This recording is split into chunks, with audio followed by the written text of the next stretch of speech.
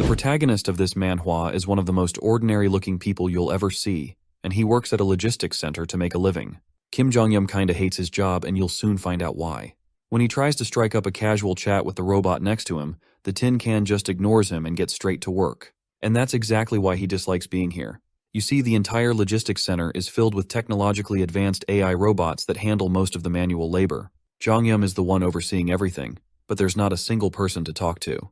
He sometimes feels pretty down, missing the warmth of human interaction, and occasionally wonders if he's ended up in the wrong place. This all started about 2 months ago, right after he was discharged from the military, and that's when his streak of bad luck began. The first major setback was that his parents moved to Uijeongbu. As a consolation gift for his discharge, they paid the deposit and 6 months' rent for his studio apartment, leaving him to live alone near his old school. Thus began his forced solitary life. Although he was financially stable thanks to government support and the rent coverage from his parents, he decided to take his time looking for a job. With no rush, he hoped to find the best opportunity. But things didn't go as planned, and he faced rejection after rejection before even getting the chance to prove himself.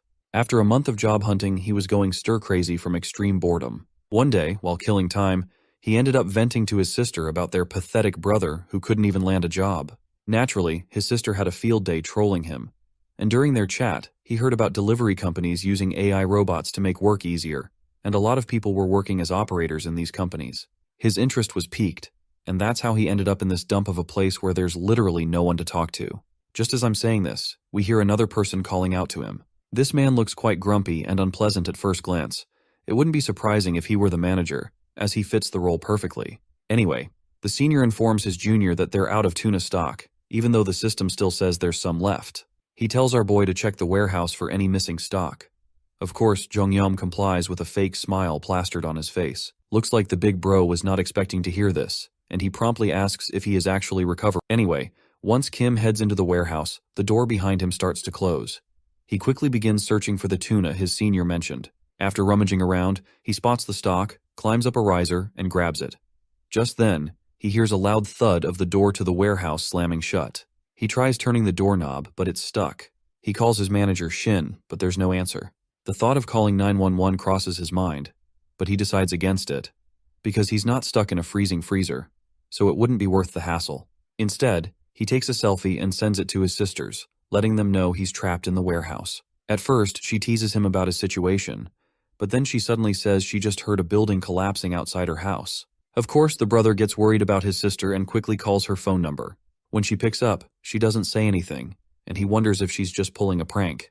But just as he's thinking that, the entire warehouse starts to shake, and the emergency alarm blares. The place descends into chaos, and he hears announcements telling everyone to evacuate quickly. Stuck in the warehouse with no idea what's happening outside, he starts banging on the main door with his empty fists, but his frantic pounding gets no response.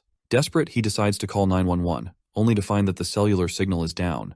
He's seriously losing his mind now, and the thought that there might be a full-blown war going on outside is freaking him out. Suddenly, he notices something pounding on the main gate from the outside, each impact leaving a giant dent in the massive steel door as if it were nothing but a cardboard cutout. His hands tremble as he pulls it back from the doorknob, instinctively knowing that shit is going haywire outside, and if he makes a single sound, he's certain he's done for. Sweating profusely, he collapses to his knees, and thankfully, the pounding on the gate eventually stops. However, the commotion and screams outside are still loud enough to terrify him. 3 days pass since that unfortunate day, and he's still stuck inside the warehouse, surviving on the available food. Since no one has come looking for him, he's convinced that something major must have happened outside. He wonders if there's a war going on, and by now, he's almost relieved to be stuck in here, thinking he might have been a goner if he had been outside. The alarm that used to blare constantly has been silent since yesterday, which is a relief. At least he can sleep now. But he's unsure how much longer he can hold out, especially with his battery running low, and this might be his last note to the outside world. He's praying that a soldier or someone from his country finds him soon and keeps the family safe. Just when he thought things couldn't get crazier, a system window pops up in front of him, telling him he's been chosen, and to check his awakened abilities. At first, Jong-yum thinks he might be hallucinating, but then another window appears, saying he has acquired his own personal subspace for storing objects. He starts to wonder if there was some kind of cocaine in the tuna cans he's been eating for the past 3 days. Another digital notification pops up, saying that the target has been designated and asking if he wants to store it. Without hesitation, he confirms, and suddenly he begins to fall, landing hard on his butt on solid ground outside. He scrambles to his feet and looks around, only to see rubble and debris everywhere, and everything is in total destruction. He spots his senior lying dead on the ground. While the system windows keep on flashing, our boy is busy puking his guts out after seeing his senior's lifeless body. The system then states that a suitable operating system for him has been found, and it's currently being installed. Suddenly he hears footsteps approaching from behind, and there is a huge shadow cast by a figure behind him, and he is pretty darn sure that this shadow is not of a human. As the camera pans out, we see an orc-like monster with sharp fangs and a giant blood-soaked body. Jongyum sweats profusely as he tries to calm himself, desperately hoping his fears aren't true. He tries to stay optimistic, convincing himself that the loud roar he heard 3 days back might be from a gorilla or a bear. But he doesn't dare look back at the thing behind him, and instead bolts as fast as he can, running for his life. His panic reaches new heights as he realizes there's a literal monster hunting him down. He runs frantically, even stepping on someone's innards in this wild dash. He has no idea why there's an orc-like creature here, or why it's so determined to catch him. But he knows one thing for sure. If he doesn't escape soon, he's going to get caught. Suddenly, the system window pops up, announcing that synchronization is complete and asking if he would like to enter the subspace. With no hesitation, Jongyum quickly says yes. After all, the monster is almost upon him. Just as the creature's hand swings at him, he jumps into the portal. While he is finally safe on the other side of the portal, the monster is stuck on the other side of the portal, and could do nothing other than groan in frustration. Jongyum gets confused and wonders why the monster can't enter this place. A hovering drone confirms that nothing can enter his subspace without his permission, because he is the master of it. The drone explains that the subspace is entirely under his control. Jongyum is stunned to see the drone talking to him, and he has a strange sense of déjà vu. When he looks around, he finds himself back in the PAX's fulfillment center warehouse, but this time it's part of his new subspace. The entire place is filled with the same robots as before. The system announces that, since he's entered the subspace for the first time, he'll receive a reward for completing the tutorial, which is a 1-mana stone. The stone materializes in his hand, but before he can figure out what it is, the monster outside starts slamming against the portal. The noise startles him, and he almost forgets that he was being chased by a literal monster. He panics once again, and frantically asks the system if he's really sure the monsters can't get inside. The system confirms that nothing can enter the subspace without his permission. The system window flashes once again, stating that the PAX Fulfillment Center is a 5-story building with a total floor area of 10,000 pyong, approximately 33,000 square meters. It holds every product needed to improve the lives of customers. The current shipping speed is 60 kilometers per hour, and it can handle 1 shipment at a time with the shipping size limit of 2 meters. Jongyum is just as clueless as all of us about what this information even entails. The system then further confuses him by revealing that there are only 2 minutes left until maintenance. Confused, Jongyum asks if the logistics center will shut down after 2 minutes. The drone confirms this and explains that he can use the mana stone in order to supply energy and maintain the facilities in the subspace. Since he currently has 1 mana stone, it can power the entire facility for the next 24 hours. Jongyum is amazed by the efficiency of the mana stone, and the drone promptly explains that when the PAX Fulfillment Center was stored in the subspace, the energy supply system was modified to fit the subspace environment. Therefore, the facility runs on mana stones. Jongyum asks if all this is even possible or if it's just some sci-fi bullshit. Suddenly, the lights in the facility go out, and the drone starts flashing lights. The PAX system explains that the energy supply to the facility has been cut off, and if the energy isn't restored, PAX Fresh and other products could start to rot. Apparently, PAX Fresh is one of the services that ensures the storage and delivery of everything from fresh vegetables to meat and prepared meals in frozen and refrigerated conditions. Jongyum looks back at the monster glaring at him and realizes that outside is practically a war zone. In such a situation, food is crucial for survival. With the power to the freezers and refrigerators cut off, it's a huge problem. He asks the drone if the mana stone is really a substitute for electricity. The drone confirms this, so Jongyum asks how he can obtain more mana stones. The drone replies that he can acquire mana stones from beings of another world. Well, it's clear that our boy is not exactly thrilled to go against this muscle-bound monster who can literally rip him apart in one fell swoop. He tells his drone to use the mana stone for now, and he promptly heads into the facility to grab some weapons. Once inside, he gathers a handful of weapons, and the system window flashes the price for each weapon. With the limited supplies he has, he's concerned about running out of stock if he directly throws them at the monster. He is also not sure whether these blades can even penetrate the monster's thick skin. He decides that wounding and killing the monster slowly might be a better approach. Since the monster can't enter his subspace, he doesn't need to take it down in one go. Instead, he'll work on injuring it gradually, making sure not to waste his resources or risk running out of weapons too soon. Jongyum throws the axe at the monster, but it only grazes the monster's body, which only further aggravates its rage. With his initial plan not working as hoped, and realizing he doesn't have many weapons left, he decides to try throwing the heavy axe once more, hoping it will make a more significant impact. He asks the pack system how much stock is left for the axe, and he is surprised to find out there are 15 remaining.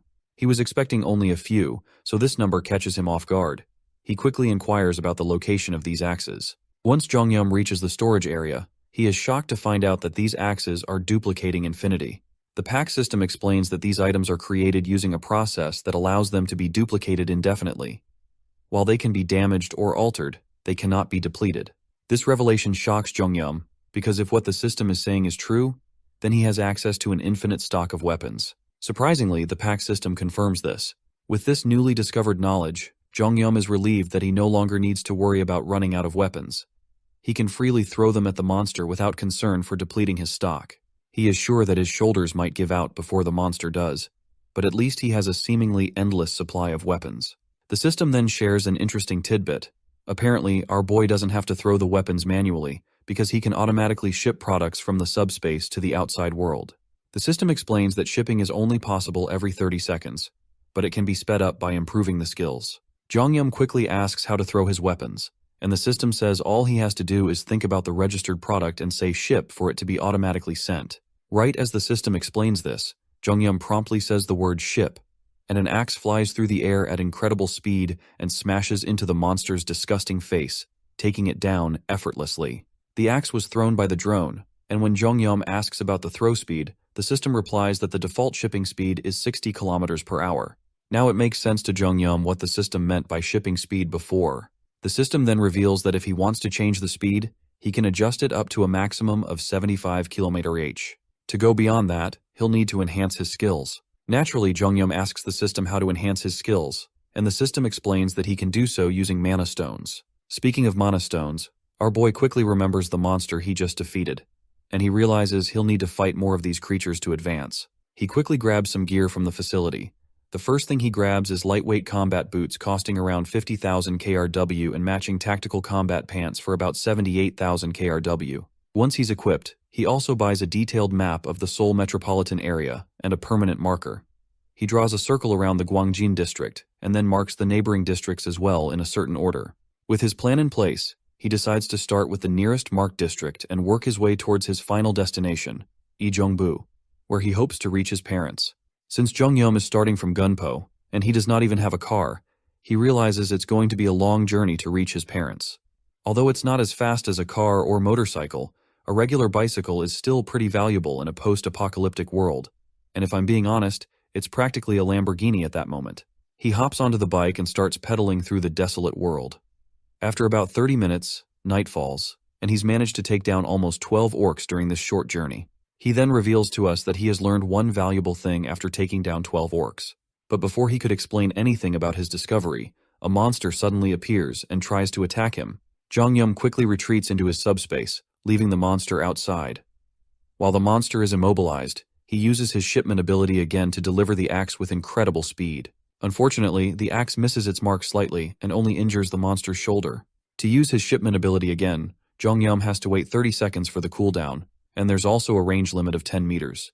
Despite these downsides, he's learned that his skills are pretty amazing and can be improved by gathering mana stones and upgrading them. Besides shipment, Pax's ability has other applications, and we will figure out soon what that is. Suddenly, the monster notices movement behind him, and when he turns around, he sees the axe flying back into the portal, and then it comes back, hitting him in the face again, sealing his fate on the spot. This is actually the second application of Pax's shipment ability, which is also known as product retrieval. It automatically brings back dispatched items, which is just as convenient as the shipment ability. Jongyum uses his retrieval ability once more to get the mana stone from the monster. He is kind of curious why he can't simply retrieve the mana stone like this without killing the monster. He then asks Pax the same question, and learns that he can use his retrieve skill on the stone because it belongs to him only after he kills the monster. Nevertheless, Jongyum steps out of his subspace and reveals to us another piece of crucial information he had learned about this apocalyptic world. Apparently, the bizarre orcs aren't the only creatures ravaging the planet. There are also winged monsters, and he knows it's going to take a lot to hunt one of those down. Suddenly, he hears cries for help. But before he can figure out who is calling, the scene transitions to this man, who goes by the name Choi, desperately trying to run. He's so exhausted that each step seems heavier than the last, and a flying creature is trying to hunt him down. The monster swoops in, slamming the man from behind and sending him crashing to the ground in agony. There's another person behind the injured man, but before this another guy can help his friend up. The monster lands right in front of him and blocks his path. Its ferocious mouth is drooling, as if human flesh is the most delicious thing in this area. But strangely enough, the monster doesn't attack the man standing in front of it.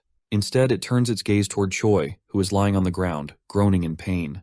The man is bewildered to see that the monster isn't attacking him, and realizes that this creature was targeting Choi all along, likely because Choi is smaller and seems like an easier target. He has no clue what he can do against this giant monster to save his friend, because all he has is this little knife, and he is not sure if this knife can even be used to distract this monster. Just then, the ring of a bicycle bell echoes through the area, and not surprisingly, it's our boy speeding toward them, but these two have no idea who or what is coming their way. Before they can process what's happening, they watch in shock as the monster that was hunting them down is struck by a projectile, sending it sliding across the ground from the force of the blow. The monster was knocked down by a single throw of an axe, leaving both of the men struggling to process what they had just seen. Jongyum quickly checks if they are all right, but they are still in awe, their jaws hanging open as they try to grasp how someone on a bicycle managed to defeat a flying wyvern with just an axe. The two of them quickly ask Jongyum if he is a soldier, and they also begin bowing their heads in respect, grateful for saving their lives. Jongyum, glad that they are safe, answers their question by pointing to his uniform. He explains that he is an employee of PAX FC, and they can see he is wearing the company's uniform. This revelation shocks them even more. They had assumed he was a seasoned soldier given his impressive skills and appearance. Even if he wasn't a soldier, his abilities are so extraordinary that if they hadn't seen it with their own eyes, they'd never have believed that someone could take down a wyvern with a simple axe throw while riding a bicycle. Jongyum is surprised to learn that these people are familiar with the concept of abilities. One of them quickly agrees, mentioning that he has an awakened ability himself, though it's just a modest driving ability. Given the circumstances, he hasn't had a proper chance to use it. The other person, Choi, begins to laugh and admits he feels a bit envious because he hasn't awakened any ability himself. Jongyum then asks if there are any other people around. Choi confirms that there are not, explaining that they are in Block C, which has a logistics center. A lot of people gathered here, but unfortunately, monsters did too. Most of the people were attacked, killed, or eaten alive. Only around 10 to 15 survivors are left, and they are relatively isolated in Block E's underground terminal. He further explains that they were looking for a road that vehicles could use, and they also wanted to gather some daily necessities, but suddenly they were attacked by the monster. The other person then suggests that instead of talking here, Jongyum should join them. He is welcome to come with them to their living quarters on the 4th floor of the basement. The monsters have never attacked that area, so they can sleep comfortably there. They also offer some light snacks. Jongyum considers the offer, and we can tell he is definitely interested in seeing the vehicles they mentioned earlier, and is in desperate need of information about functioning vehicles. Eventually, he decides to accept their invitation, even though he's unsure if he should fully trust them. As they begin to walk away, we take one last look at the dead monster lying on the ground. That is when our boy retrieves the mana stone from inside the monster and quickly tucks it into his subspace. He's glad that these two don't know about his ability, as it means he has a backup plan if things go wrong and can escape into subspace if necessary. A while later, they finally make it to the basement, where they see a man who appears to have just taken down an orc all by himself. Choi quickly runs over to his friend, asking what happened and if everything is all right. The orc killer reassures him that everything is fine, explaining that the orc must have wandered in by accident. Fortunately, it didn't see them, so they were able to take it out easily. No one is injured, but they can no longer be sure that the place is safe. On the other hand, Jongyum feels a bit terrified by how dangerous this place is, but he quickly snaps out of his thoughts when the orc killer asks about him. Choi explains that Jongyum is the one who saved them from the wyvern and used to work for PAX FC.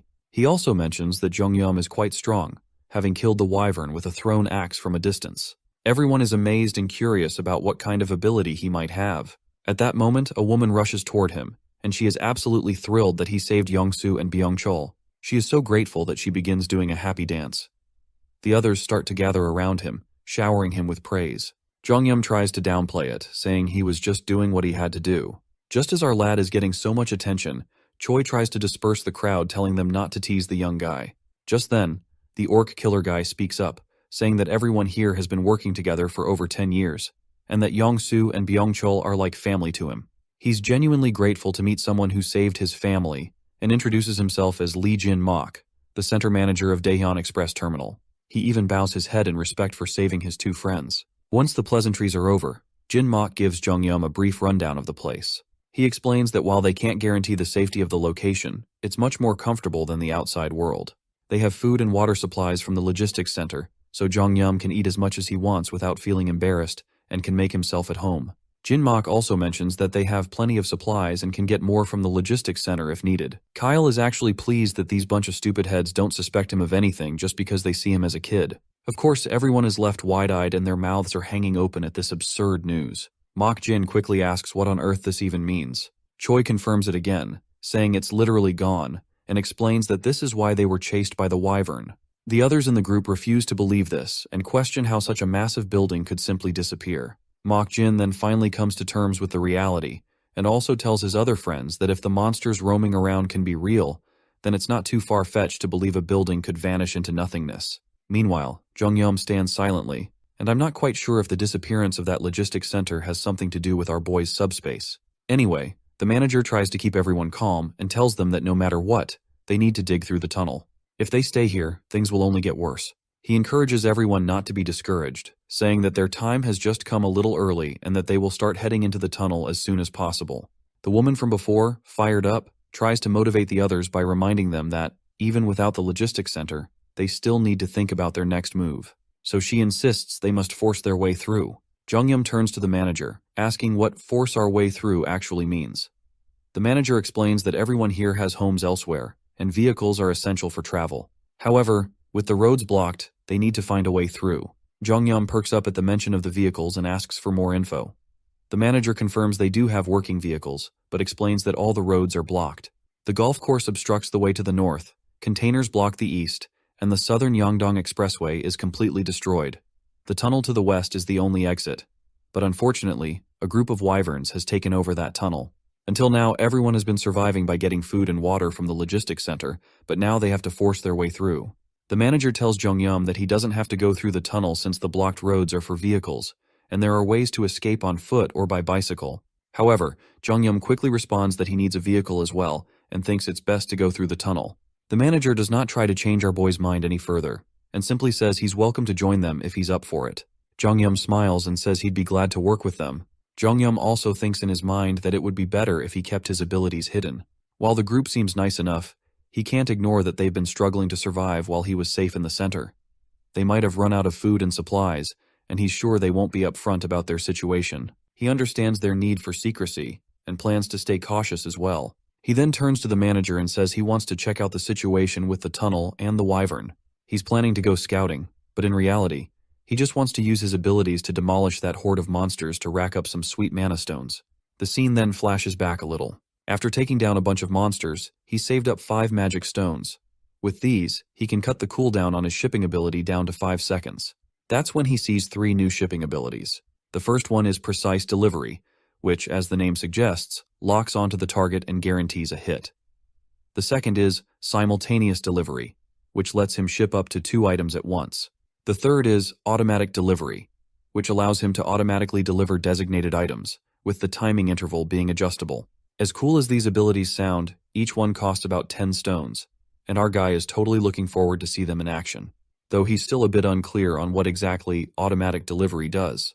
In the present moment, he's grinning from ear to ear, thrilled that he saved up the magic stones, and looking forward to his scouting mission to earn some more, or so he thought. His dream of purchasing fantastic abilities is quickly dashed when he finds himself stuck with Youngso, who was one of the guys he had saved earlier. When our boy asks him why he's tagging along, Youngso says it's too dangerous to go outside alone, but Jung-yum reminds him that he was the one who was being chased by a wyvern. But Youngso insists it doesn't matter because he can't let him go alone. Besides, he is confident our guy will save him again if needed. Our guy then remembers Youngso mentioning he had awakened a driver's ability, so he asks him if he can see a message window or something like that. Youngso says he hasn't seen any message window or anything like that, but he has a gut feeling that he has indeed awakened an ability, and it just hasn't fully matured yet. Well, this info isn't exactly reassuring to our boy, and he's starting to feel pretty worried. As night falls, their bike zooms down the road at insane speeds, Jongyum is literally sweating in fear as he watches Youngso literally steer the bike with one leg while trying to balance on it. When he asks why Youngso is driving like this, the man responds that there are so many cars on the road, and it's hard to see. That's when Youngso spots a wyvern up ahead. Our guy quickly tells him to stop since he can't see a thing. It looks like the monster has finally caught up to their presence, and as it glares at them, Youngso asks what they should do. Just then, a projectile hits the monster, taking it down in one blow, leaving Youngso completely baffled. Meanwhile, our guy calmly tells him to keep his head straight and not look back. While he is saying that, he sneakily retrieves the mana stone and stores it in his subspace. Finally, Youngso points out that he can see the tunnel over there. He slams on the brakes, but before our boy can ask him why he stopped in the middle of the road, the reason behind their abrupt halt becomes clear when they see a ton of monsters crawling around the area, and Youngso is absolutely terrified, and I would not be surprised if he has sharded in his pants already. As one of the monsters starts to walk toward them, Youngso is pretty sure their game is over. Even with the electric bikes, there's no way they can outrun this many wyverns. Just as Youngso braces himself for the worst, our guy decides he has no choice but to use his subspace ability. He quickly calls up his system, dumps his mana stones to cut down the cooldown from 30 seconds to only 5 seconds. Youngso confusingly asks what the heck he's doing, but our guy doesn't bother to explain. Meanwhile, the monster lets out a deafening roar, and every monster in the vicinity starts closing in from all directions. Just in the nick of time, Jongyum yells, "Ship!" and a projectile comes crashing down, taking out the monster and saving Youngso. He glances back, still anxious and panicked, and is left wide-eyed when he spots a portal behind them. After taking down the monster, our guy quickly grabs the stones from it and tells Youngso to stick close, because that's the only way he can keep him safe. Youngso agrees, though he's completely clueless about what's going on and why there's a logistics center behind them. Just then, more monsters show up, and one of them is quickly dealt with by our guy's axes. The more monsters get ready and quickly charge at them.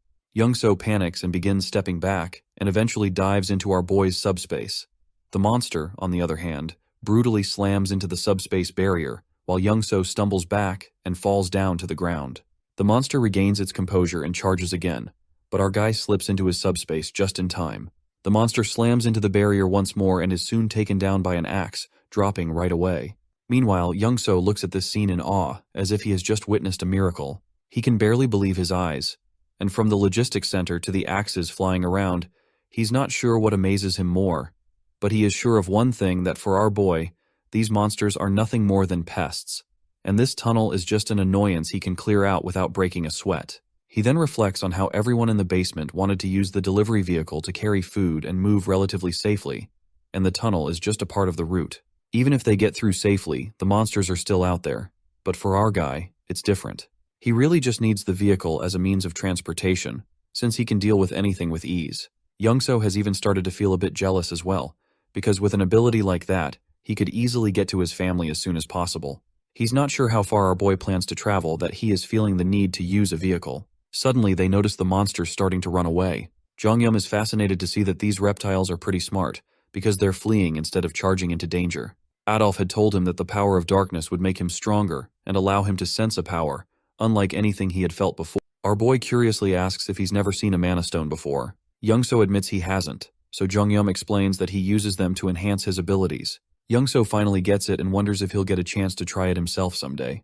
Now it finally makes sense to our boy as to why Youngso didn't bother to extract the mana stone from the orc's corpse earlier. Anyway, Youngso points out that with abilities like this, our boy could easily solo this entire tunnel single-handedly. Jongyum then explains that he didn't come here with the intention of clearing out the tunnel. He just wanted to check it out. If it seemed doable, he'd break through quietly and didn't mean to show off his abilities like that.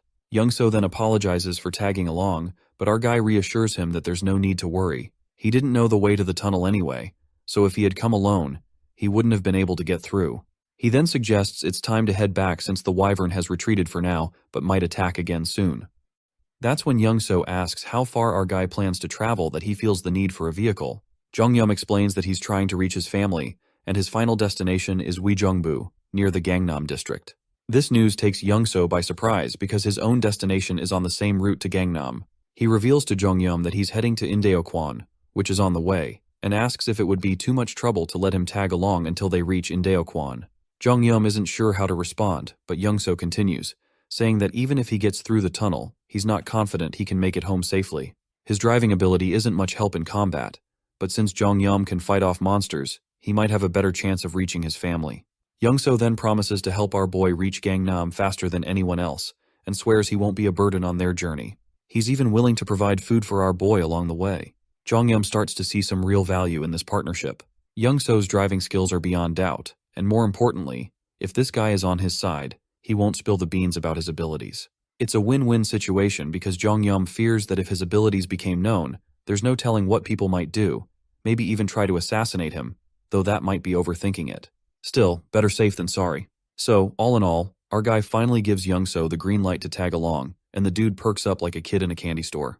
Jongyum then tells him he'll handle the tunnel and makes it clear that Youngso should keep his abilities a secret. He even asks him to make sure everyone else stays out of his way.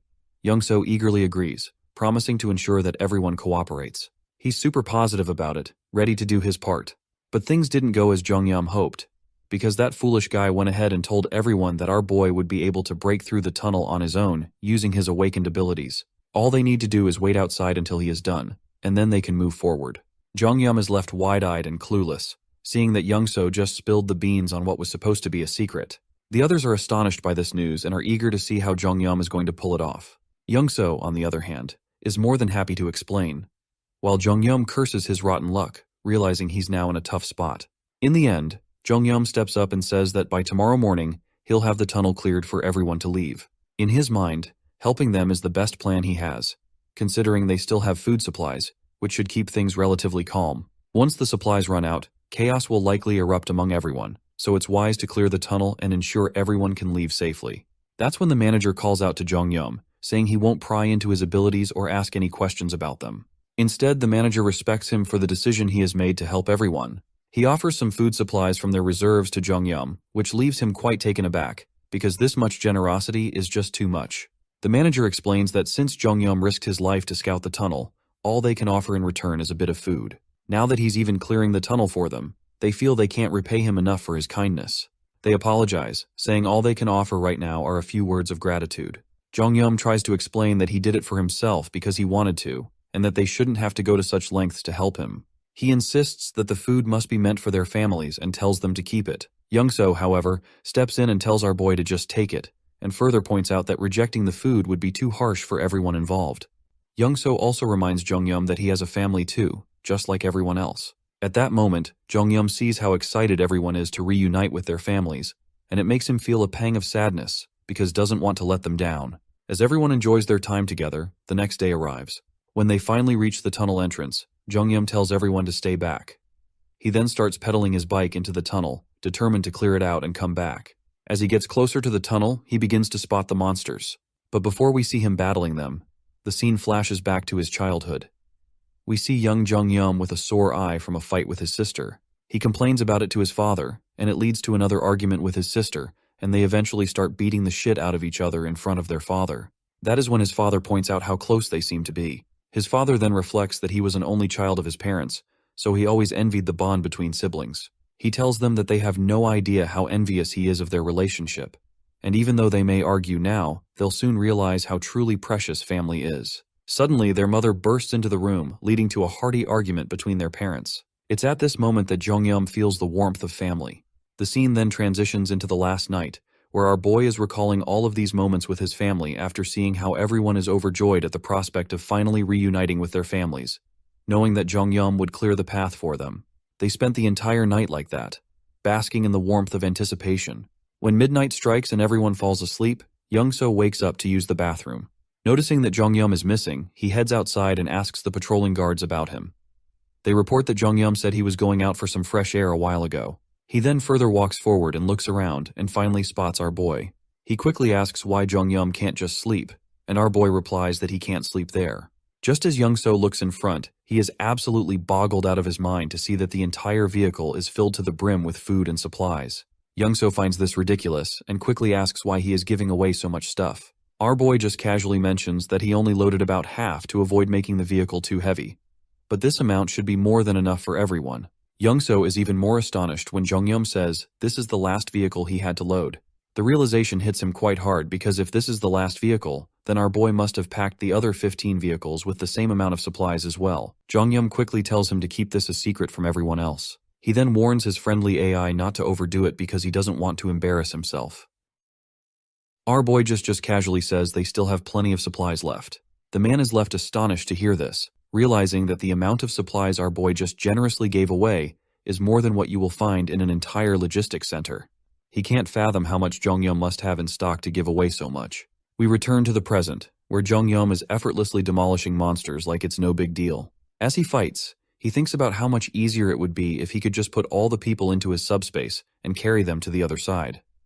Unfortunately, his system states that with the current subspace level, it's not possible. But if he achieves subspace level 2, he could accommodate up to 20 people. To reach that level, he'd need to gather at least 100 mana stones. Jonghyum quickly does a mental tally and notes that there are at most about 40 monsters, with a few running away. Given the numbers, leveling up here isn't feasible. He still needs to think of another way to level up, because he eventually wants to put his own family into the subspace. Suddenly, Jonghyum notices something unusual among the fleeing monsters. A closer look reveals a particularly jacked up version of Wyvern, and I can tell that this is some kind of boss-level monster. Even Jonghyum isn't sure what he's dealing with. We finally cut back to the outside, where everyone is anxiously waiting for Jonghyum to come out. Some are starting to worry if he's okay inside that tunnel. They then finally spot him emerging from the tunnel, effortlessly pedaling his bicycle as if he's just out for a casual ride. His uniform is smeared in blood, and the group looks on anxiously. But they soon breathe a sigh of relief when they see a smile spreading across our boy's face. They burst into a joyous dance, celebrating the successful completion of their mission. Well, it seems like it's finally time for everyone to part ways and reunite with their loved ones.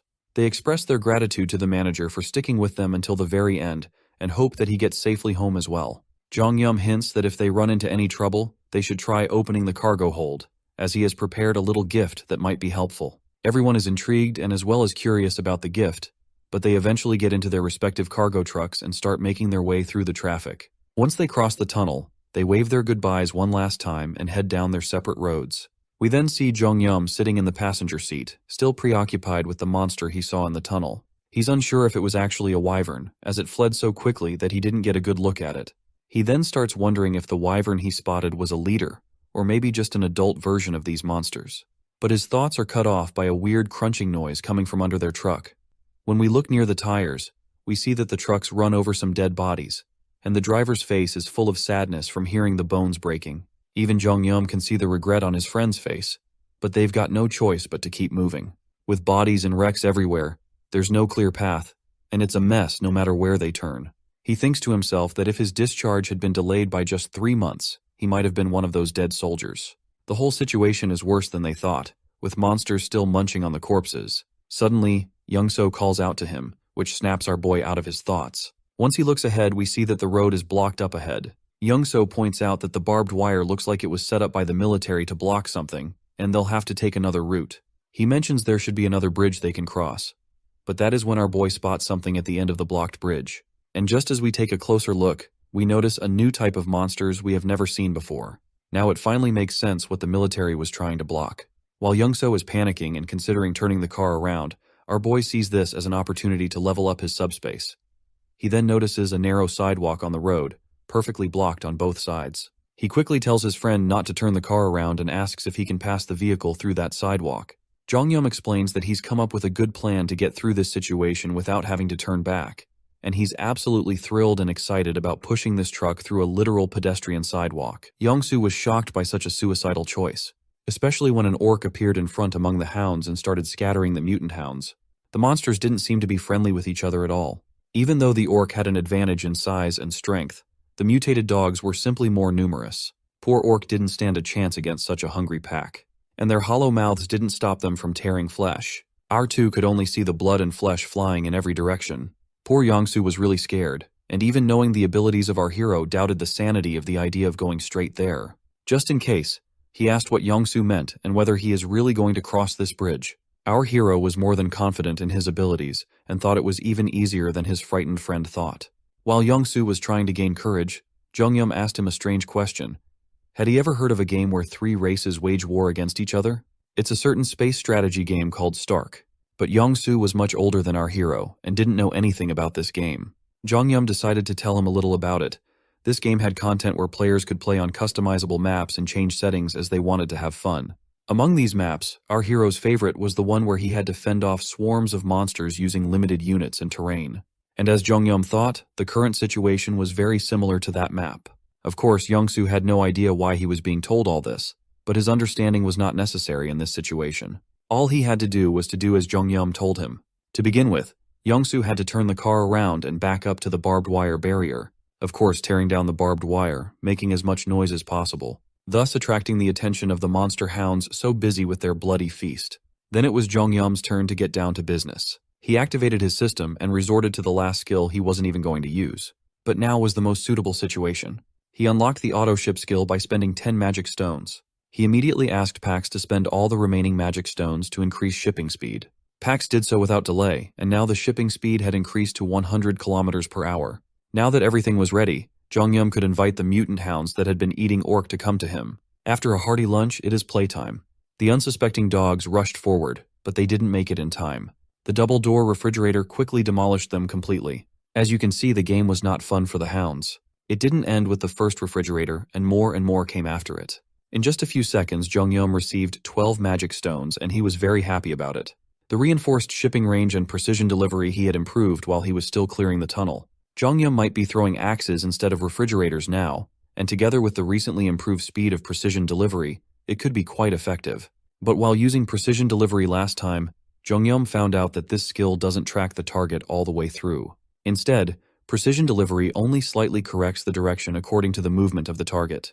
This could be a big problem against these hounds that are not just fast, but incredibly quick. Even an axe flying at 100 kilometers per hour can be dodged by these hounds when attacked from afar. Moreover, these creatures are so fearless that they will not stop even if one of their kind dies right next to them. Considering the current situation, where the delivery interval is 2.5 seconds, axes will not be enough to hold off their onslaught. But the refrigerator, thanks to its size, is perfectly suited to destroy several targets in a single shipment. Not only is the fridge wide, but it's also heavy enough to take hounds down with just a graze. On top of that, the automatic delivery he had just improved proved to be very convenient. Jongyum didn't even need to watch the battlefield. The system automatically destroyed any approaching threats.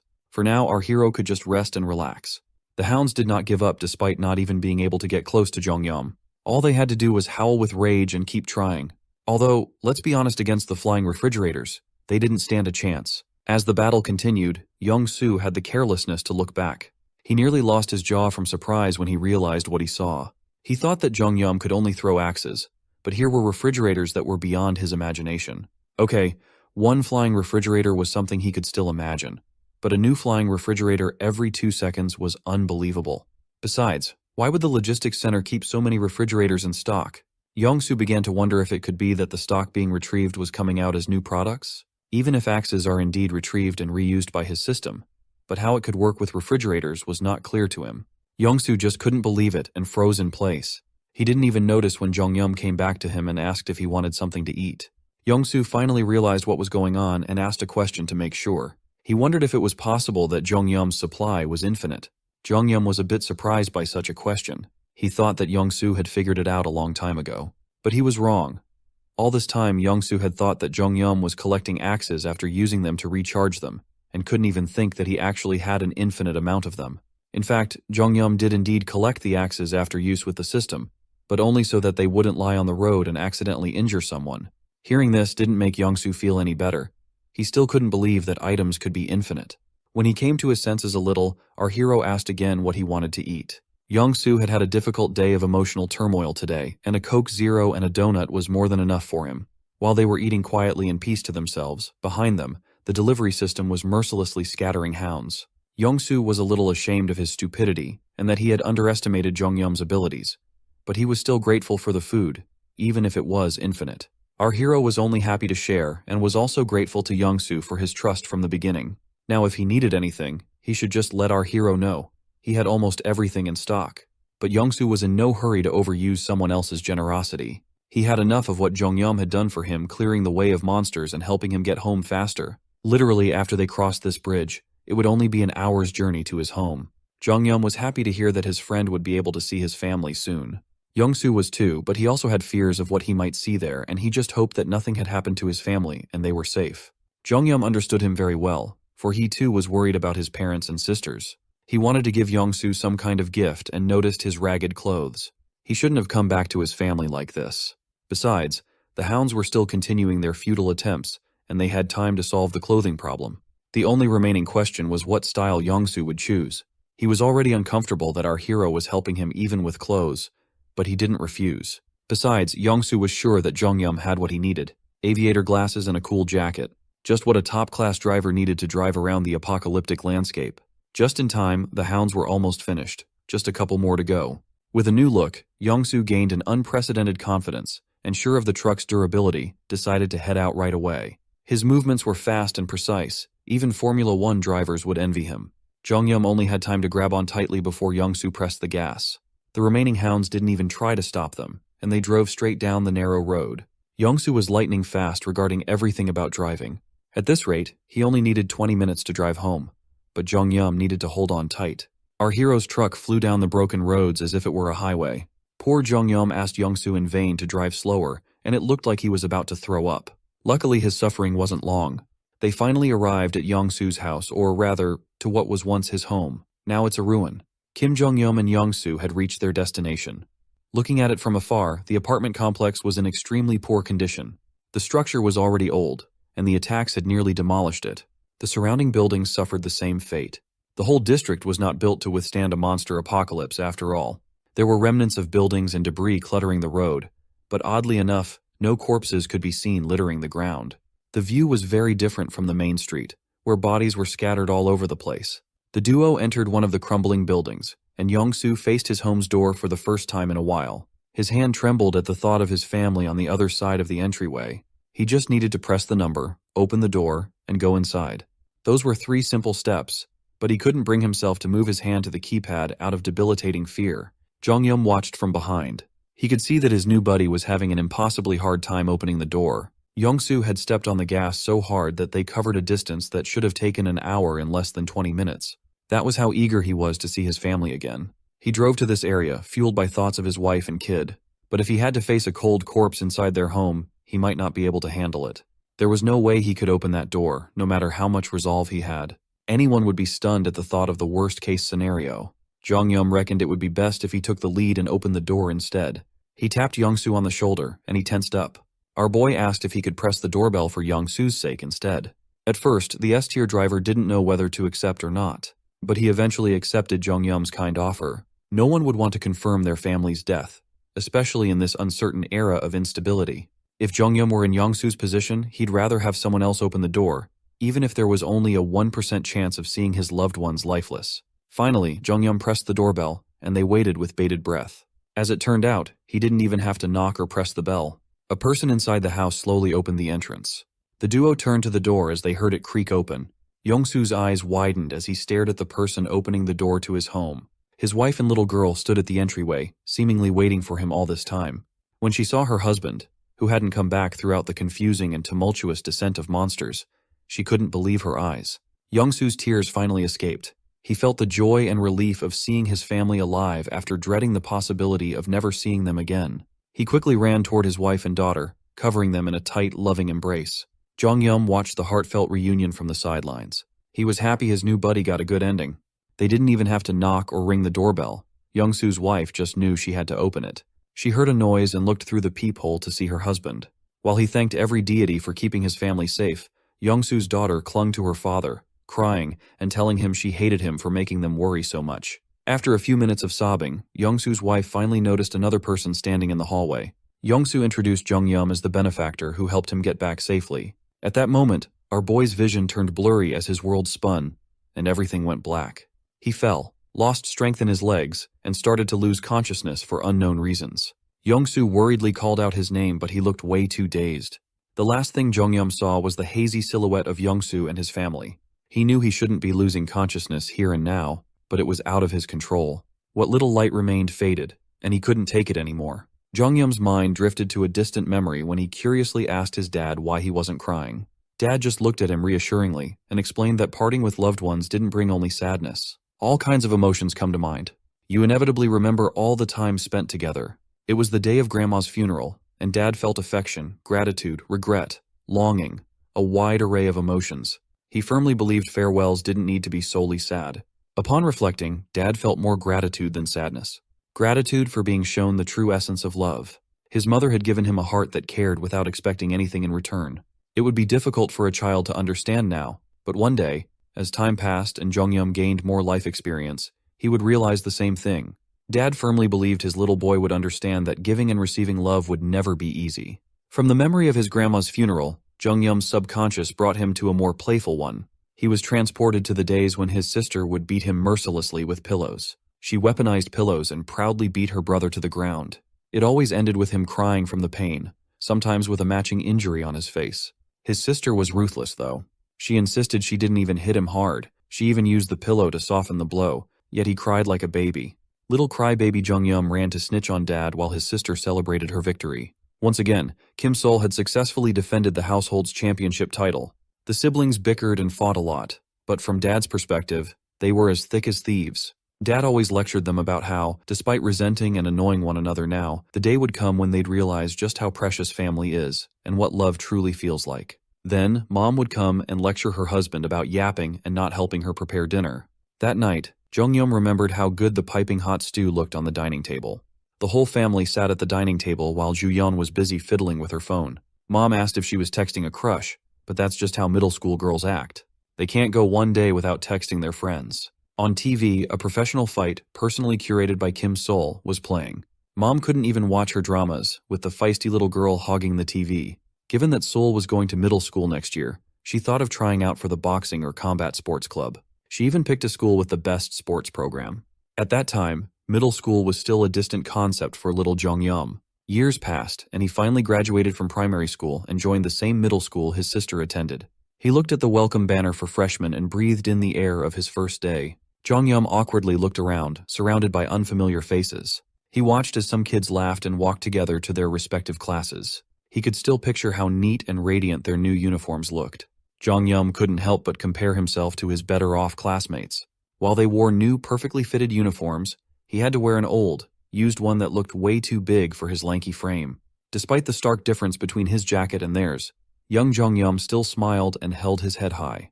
It's just a school uniform after all. What a young Chad. His positive outlook on middle school quickly faded when he became a target for lowlifes. He tried to do the right thing and defend a bullied classmate against some delinquent upperclassmen. All it got him was countless cruel stomps as he desperately protected his head from senseless violence. Just as one of the delinquents was about to hit him in the face, a firm grip stopped the bastard cold. It was Kim Sol. She'd gone through a growth spurt and had been training with the school's club for a while now. She looked down at the delinquent like she was looking at an ant. Kim Sol easily dispatched the delinquents, who had been hassling her little brother. Afterwards, she turned to Jonghyun and enlisted him into her club. From then on, he was required to join the morning exercise. He thought he was just getting bailed out by his monstrous sister, but that was far from the truth. Little Jonghyun was subjected to a hellish training regimen designed by his sadistic older sister every single day. He kept up with this routine, met some good friends, and continued to live a peaceful and vibrant middle school life. A few years later, their eldest sister, Juyeon, got accepted into a prestigious nursing school. Their mom, dad, and siblings could not believe their eyes. Jonghyun kept up his training a few years after that. Can you see those gains, bro? At that time, a life-changing letter arrived in the mail. He read the snail mail sent by the government with terror on his face. It was time for him to fulfill his mandatory military enlistment notice. Mom waved goodbye, Dad stood proud, and Saul laughed at his new look as they sent him off to training camp. He had to shave his head. He looked pretty good with a buzz cut, though. Mom yelled at him to come back safely and avoid getting hurt. Dad simply told him to never be discouraged, no matter what happened. Along with the other bald boys enlisting, Jonghyun walked with his head held high. He could still hear his family cheering him on as he walked toward the military camp's entrance. Once he was far enough that they couldn't see his face, Jonghyun's tears finally came pouring down. He loved his family. He loved how supportive they were and how much they loved him in return. His memories shifted into dreams, and his dreams ended as he slowly opened his eyes. To his surprise, he was lying down on a soft futon in an unfamiliar room. He sat up looking around in a panic. Not recognizing his surroundings, he began to sweat profusely. The last thing he remembered was fainting near the doorway. He could recall Yongsoo meeting his family, but the memory felt a little hazy. Just to be safe, he instinctively reached for an axe from Pax. Jonghyun was startled when a voice from behind asked if he had slept well. He turned around to see Yongsoo's wife and daughter sitting at the dining table, peacefully eating their meal. Both of them looked at him with puzzled expressions as he stood there, axe in hand. Jonghyun was frozen in place, unsure of what to do as he awkwardly stared at them. He was still reeling from his heartfelt dream and did not know what was happening or what to say in this situation. Scanning the room, he saw Young-soo sleeping soundly, not far from his futon. Young-soo's wife worriedly asked Jong-yum if he was okay. He had just suddenly collapsed and fallen asleep like a baby outside. He was so zonked out that they didn't want to wake him. Realizing he was in a safe environment, he felt terrible for immediately reaching for his axe like a cornered animal. He quietly threw the thing back into his private dimension and asked how long he had been out. He hadn't even slept that long, just knocked out for about 3 hours. Also, Young-soo had already told his wife everything that happened. He wouldn't stop talking about how much of a help Jong-yum had been in getting home in one piece. For that, Mrs. Young-soo was thankful. If it weren't for this young man, she might never have seen her husband again.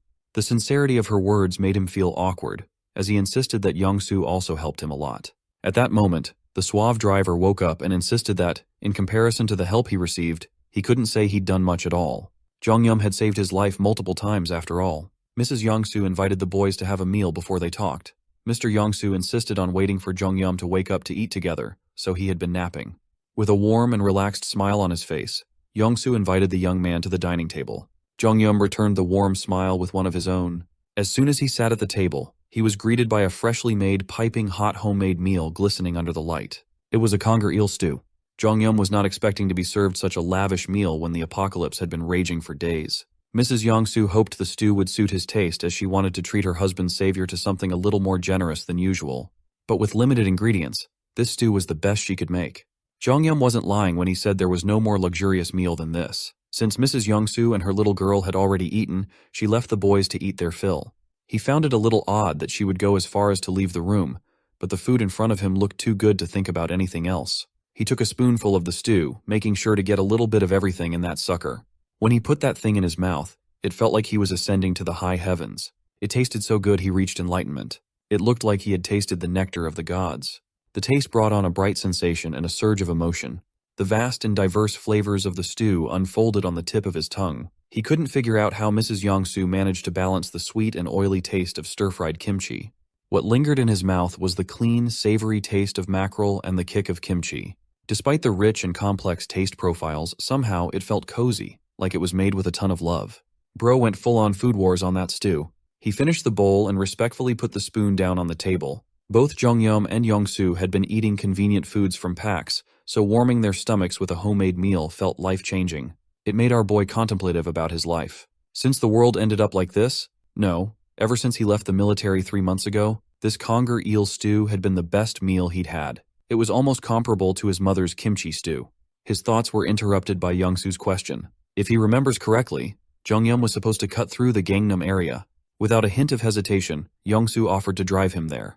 This left the young man confused. Young-soo asserted that he had already discussed his plans with his wife. When he told her that Jong-yum was on a quest to find his family, she insisted that Jong-yum's family mattered too. But Gangnam wouldn't be his final destination. The trip would take much longer as he planned to go to Uijeongbu, and he'd need the vehicle for a lot longer. Young-soo had already thought about that, so he laid out his conditions. But first, they should take this conversation outside. The sun was about to set and the sky looked gorgeous. Young-soo gave Jong-yum the rundown of the plan to use the truck to reach Gangnam. Once the drive was over, he would return to his family using an electric bicycle. That was also the condition he wanted to bring up. He wanted to have the electric bicycle for personal use. Even though he felt a little weird asking for the bike, he still wanted to be of help. If it was okay with the young man, Young-soo would gladly drive him to Gangnam as fast as humanly possible. Jong-yum understood the plan. It was pretty simple after all. But something wasn't clicking quite right. Why would a family man, just reunited with his loved ones, take on such a high-risk mission? Of course, with his driving skills, he could probably outrun most monsters with ease and immaculate style. But aside from his driving skills, he would still be putting himself in grave danger. Young-soo had just won the game. His family was alive. They had food and supplies in the cargo hold, so there was no reason to make such a risky move for a stranger. Curious about his reasoning, Jong-yum outright asked what was going through the family man's head. Why would he stick his neck out trying to help someone he just met? Well, his reasoning was as simple as it gets. Jong-yum had saved him before and helped him get back to his wife and kid. Wasn't it only fair that he returned the favor? Also, he asked why Jong-yum helped him in the first place. The young man tried to think of an answer, but he couldn't. He had acted out of the goodness of his heart. Young-soo was well aware that he wouldn't have survived or made it this far without Jong-yum. Maybe he wouldn't have even escaped the tunnel and might have died a miserable death. So, he just wanted to try returning the favor and give as much help in return as he could. Moreover, they were actually in the same situation if you thought about it. Sure, Jongyum had awakened a brokenly overpowered ability, but that didn't mean the journey would be easy. Even though the world was in ruins, people still held on to the hope that their families were safe. Right now, Jongyum was just another survivor trying to stay strong in the same difficult situation. Wouldn't it be nice if they just helped each other? Even though Yongsoo felt presumptuous, given that all he could offer was his driving skills, he still wanted to give this partnership a shot. He assured the young man that if things took a turn for the worse, he would flee to safety without hesitation. He wasn't foolish enough to risk his life or his family. For some reason, Jongyum recalled pedaling toward the tunnel full of wyverns as the survivors cheered him on and wished him luck. On the way to the tunnel, he spotted a car with the key still in the ignition. This could have solved his problems right then and there. But at the end of the day, he chose to continue pedaling forward for the sake of the other people relying on him. He gave up the easy way out in hopes of saving more lives. Reminiscing about that not-so-distant memory made him smile. He didn't regret going down that route. Yongsoo was still pitching his plan to the young man, unsure if Jongyum would agree. Jongyum then explained that his subspace ability was a space where nothing could enter without his permission. As long as the subspace was maintained, he could even duplicate items from the storage facility endlessly. Yongsoo already knew that much, though. If he really wanted to help, Jongyum proposed one more condition. First, they would have to cut through Gangnam, Yuljiro, Dobonggu, and finally, Uijeongbu. He wanted Yongsoo to drive him all the way to the last stop until they found Jongyum's entire family. Second, the young man reckoned he wouldn't be able to accomplish the mission alone. However, upon leveling up, the subspace would be open to harboring other people inside. That could include Yongsoo's family. Jongyum opened his subspace and insisted that if the man of the house was going, his entire family should come too. Thanks to wiping out the monster dog population in the city, he finally had enough mana crystals to level up the subspace. If Yongsoo continued helping Jongyum find his family, he would gladly protect the girls too. Yongsoo was equally shocked and amused by yet another crazy feature of the young man's ability. He coolly removed his aviator glasses and agreed to bring his wife and daughter on this deadly road trip across the country. Hell, they could head out right here and now. With his current stockpile of 116 mana stones, he could spend 100 to upgrade to a level 2 subspace, leaving him with 16 in the bank. Upon confirmation, the system booted up the upgrade sequence seamlessly. The upgrade was successful, and level 2 was achieved. The maintenance costs were also adjusted from 1 mana stone a day to a whopping 6 every 24 hours. At least the capacity had been expanded to accommodate up to 20 people at once. An additional ability that allowed the user to store items in front of him had also been added. Sure, the maintenance cost of 6 mana stones was a bit steep, but it came with a few additional abilities and enhancements available with the upgrade. He decided to check those out later and take care of a more important matter for now. Jongyum signaled Lee Yongsoo, Lee Yoljong, and Oh Ji-soo to enter his subspace, and the system notified the host of their presence. Upon giving them permission to enter, the family went through the portal and set foot inside. 1 second, they were outside a broken-down building. The next, they were transported to an entirely different space. Yongsoo's wife and kid were wide-eyed and in awe of the view in front of them. Even Yongsoo himself, who was familiar with the PAX fulfillment center, was speechless. The scale of the subspace was enormous. Shelves upon shelves of all kinds of supplies lined up left and right. Jongyum called PAX to come over and demonstrate the crux of the subspace to the family. He explained that they could just tell the friendly artificial intelligence anything they needed while staying. They could check the availability of items from PAX, and if necessary, he'd handle delivery as well. There was a fresh food center somewhere in the area where they could get all kinds of food and ingredients. Yongsoo's wife knew how precious fresh ingredients were in the apocalypse, so she was hesitant to just freely use the young man's resources. That wasn't a big deal though, as everything in this subspace was infinite. Everything could be endlessly duplicated, so there was no need to be prudent. For now, they should take a little break and head out in about 30 minutes, as he needed to consolidate and check some new things regarding his abilities. Jongyum's warm welcome cheered the family up. Yongsoo even took the opportunity to play princess with his daughter after a long time apart. Just like that, the new addition to the subspace adjusted quickly to their new life. With that taken care of, it was time to get right into business and check out the new abilities. At subspace level 2, he could now activate the subspace lab for 50 mana stones. He could open a laboratory where he could combine, classify, and transform registered items in the subspace. I bet he's about to make an axe plus refrigerator hybrid or something. As we've established, Kim Jongyum's ability is to create a subspace where he can store an object with a storage capacity of 1 item. It was initially intended to be a one-time use storage he could access whenever he wanted. Nothing could enter or exit this space unless he explicitly allowed it. This was probably the original extent of his simple ability, but that no longer seems to be the case. Due to a crazy twist of fate, he managed to place a logistics center inside. In doing so, Pax's AI and the Awakening operating system merged to form something entirely different. It enhanced his ability beyond just opening and closing a subspace, resulting in many more functions than intended. A prime example of this is the shipment mechanism, allowing him to hurl items at 100 kilometers per hour. The subspace ability alone should have been impressive by itself, but after meeting Pax, it became even crazier. Jongyum wasn't expecting to gain any additional abilities upon leveling up.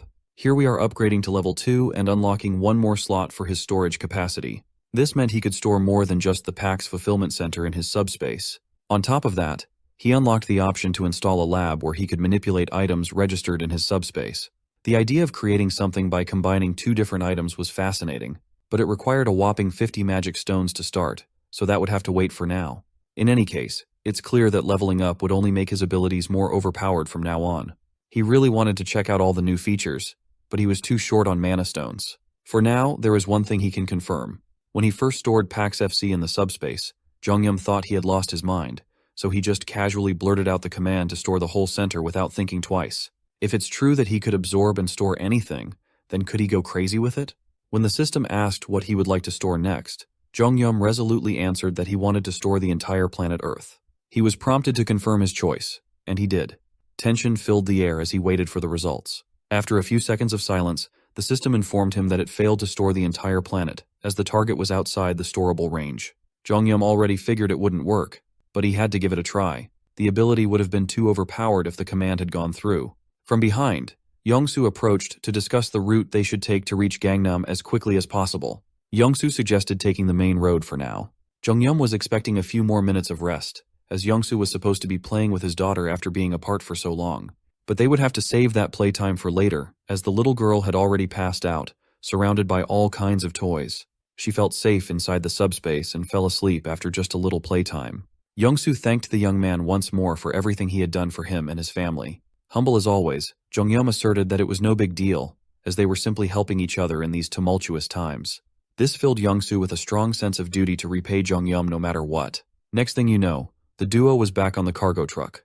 Jongyum sat in the passenger seat and suddenly felt uneasy at the earnestness of his driver buddy. He looked at Yongsoo and his peaceful smile.